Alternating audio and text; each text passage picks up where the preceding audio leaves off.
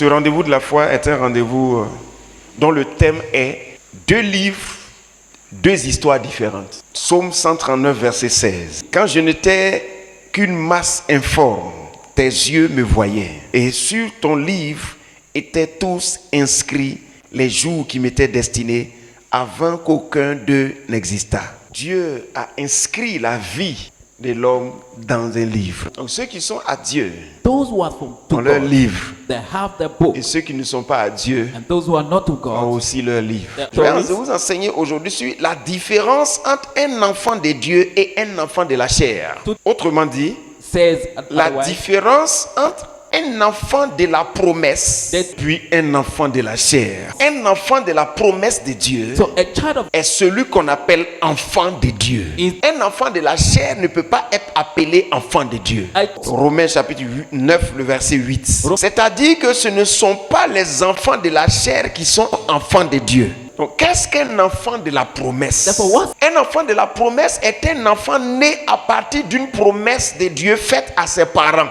Donc, cet enfant est l'œuvre du Saint-Esprit, réalisant la parole de la promesse faite par Dieu aux parents. Jérémie le chapitre 1, le verset 12. Tu as bien vu. Je veille sur ma parole pour l'exécuter.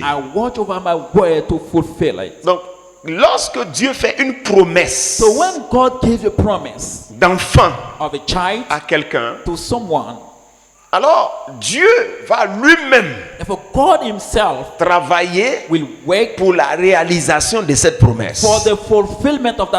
Donc cet enfant-là, on l'appelle enfant de la promesse.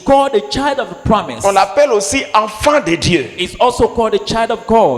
Maintenant, c'est quoi on appelle l'enfant de la chair? L'enfant de la chair est un enfant né du simple vouloir des parents. Les enfants, ce qu'on appelle aussi enfants de la chair, ce sont les enfants produits de la fécondité naturelle des parents.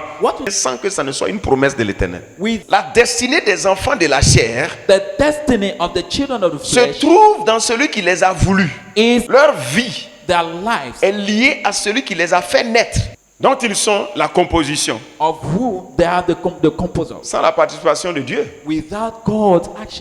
L'enfant qui est né à partir de ta fécondité naturelle. Si tu es malade, il est malade.